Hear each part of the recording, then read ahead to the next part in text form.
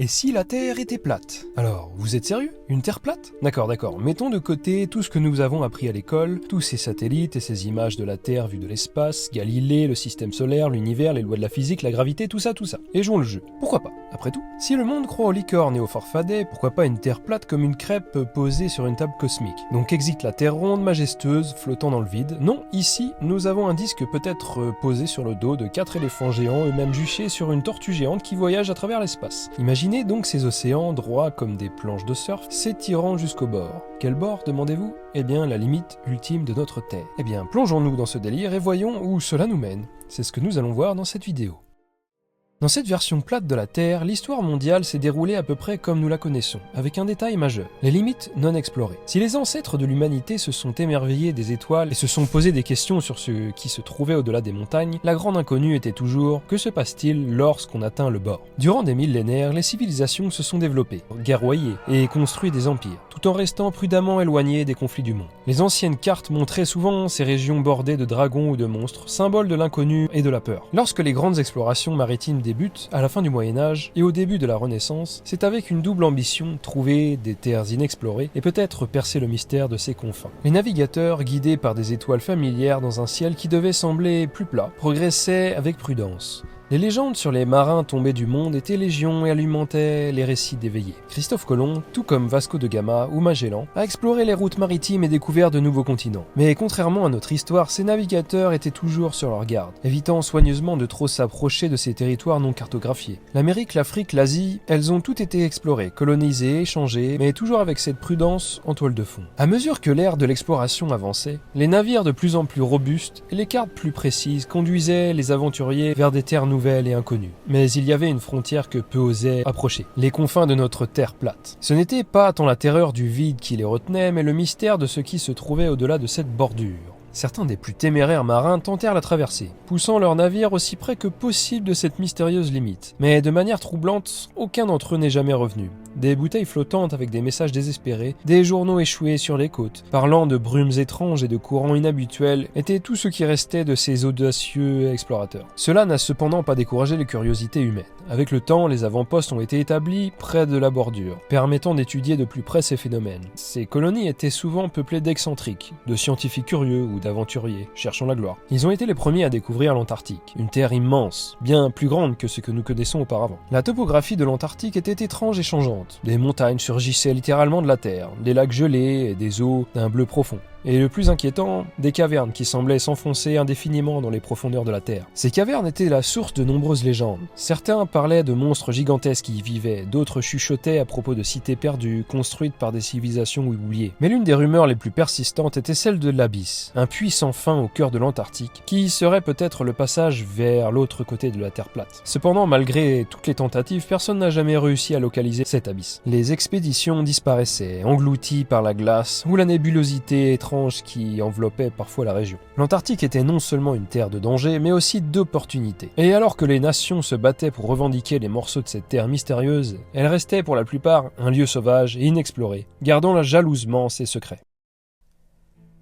Au cœur de l'Antarctique, un territoire inexploré et mystérieux, une transformation étonnante s'est opérée. Loin de la vision glaciale que nous avons de cette région, elle est devenue le refuge des bandits, brigands et plus particulièrement des pirates. Chassés de leurs repères tropicaux des Caraïbes par les avancées technologiques et la progression des empires maritimes, ils ont trouvé en Antarctique un nouveau chez-soi, loin des yeux indiscrets du monde. Unis par leur désir de liberté et leur méfiance à l'égard de la civilisation, ces pirates se sont regroupés sous une seule bannière, formant la redoutable confrérie des pirates de l'Antarctique. Ils développent des technologies maritimes novatrices pour braver ces eaux glacées, renforçant leurs navires avec des matériaux robustes et adaptant leurs voiles au vent froid. Revêtus de fourrures épaisses et arborant les emblèmes terrifiants, ces pirates sont un mélange saisissant de sauvagerie et d'ingéniosité. Avec leur flotte puissante, ils parcourent les mers, terrorisant les navires marchands et imposant leur volonté aux ports qu'ils visitent. Les histoires de leurs exploits teintés de mythes et d'exagérations circulent dans le monde entier, suscitant à la fois crainte et admiration. Dans ce climat hostile, la confrérie des pirates de l'Antarctique ne représente pas seulement une menace, mais également un symbole de résistance face à la modernité, rappelant à tous que même dans un monde en constante évolution, il y aura toujours des coins sauvages, des territoires inexplorés et des esprits indomptables.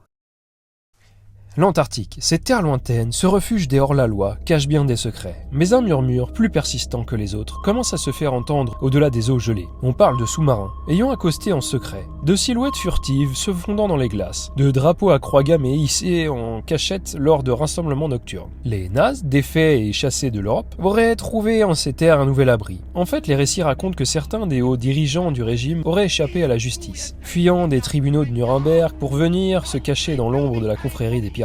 Là, ils espéraient refaire leur force, rêvant peut-être d'un 4e Reich ou ses terres éloignées. Les pirates, bien que méfiants de ces nouveaux arrivants, aux idéaux radicalement différents, voient également une opportunité. L'expertise militaire et la richesse des nazes pourraient renforcer la puissance de la confrérie. Mais cette alliance est précaire. Les tensions s'intensifient. Certains pirates, horrifiés par les idéaux de leurs nouveaux alliés, envisagent de les trahir. D'autres, appâtés par les promesses de richesse et de puissance, sont prêts à tout pour soutenir cette union.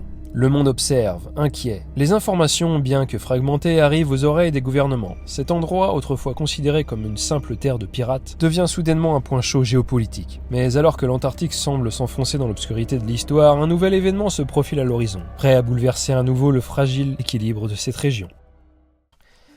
La conquête spatiale s'amorçait, et chaque centimètre de la Terre plate prenait de l'importance. Mais il y avait un avantage considérable à lancer des fusées depuis l'extrémité de cette Terre. La force centrifuge due à la rotation du disque était maximale, permettant une économie de carburant et un lancement optimal. L'Australie, l'Afrique du Sud et l'Amérique du Sud se sont rapidement transformés en des enjeux géopolitiques majeurs. Les ports auparavant tranquilles bourdonnaient d'activité, tandis que les ingénieurs, les militaires et les espions de tous horizons convergeaient vers ce point stratégique. L'Union soviétique, avec son regard acéré, visait l'Australie. Son vaste territoire offrait une opportunité parfaite pour établir des bases de lancement discrètes, tout en ayant accès aux ressources naturelles nécessaires pour soutenir un programme spatial. Les Américains, de leur côté, renforçaient leur présence en Amérique du Sud, s'associant à des gouvernements locaux, parfois des moyens moins qu'éthiques. L'Afrique du Sud, avec sa position stratégique, est devenue le terrain d'un jeu d'échecs entre les superpuissances. Les pirates et tous les reclus de la société ont vite été chassés face à l'armada de toutes les nations réunies. D'ailleurs, le célèbre port gelé fut une des premières villes conquises par les USA. La tension était à son comble, les fusées s'élevaient dans le ciel, les satellites se déployaient en orbite, et les premiers pas vers une colonisation spatiale étaient posés. Mais au sol, les jeux de pouvoir, d'influence et d'espionnage étaient tout aussi importants, si ce n'est plus. La course à l'espace sur une terre plate avait bel et bien commencé. Mais quelque chose ne se passait pas comme prévu. À force d'explorer l'espace, et évidemment l'autre face de la Terre, quelque chose s'était réveillé, semblant venir des entrailles même de la Terre.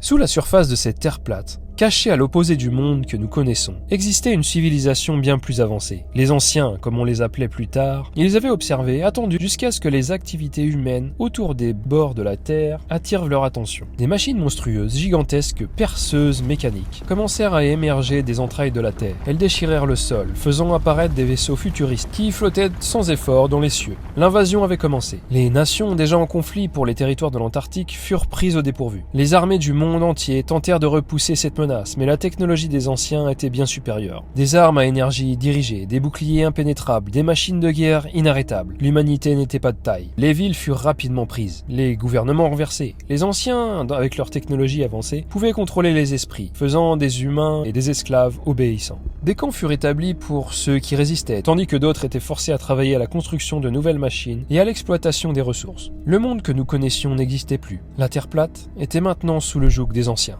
Et l'humanité n'était plus qu'un outil à leur service. Dans les coins les plus sombres, une résistance commença à se former. Des groupes hétéroclites, des scientifiques, des militaires et même quelques pirates de l'Antarctique unirent leurs forces pour comprendre et contrer cette menace. Ils avaient perdu la guerre, mais peut-être, avec du temps et de la persévérance, pourraient-ils regagner leur monde. Mais pour l'instant, l'humanité vivait sous la terreur de l'invasion de l'envers, se demandant si elle serait un jour libre à nouveau. Et oui, une fin horrible et terrifiante, mais bon, on a bien une fiction sur une terre plate. Autant y aller à fond.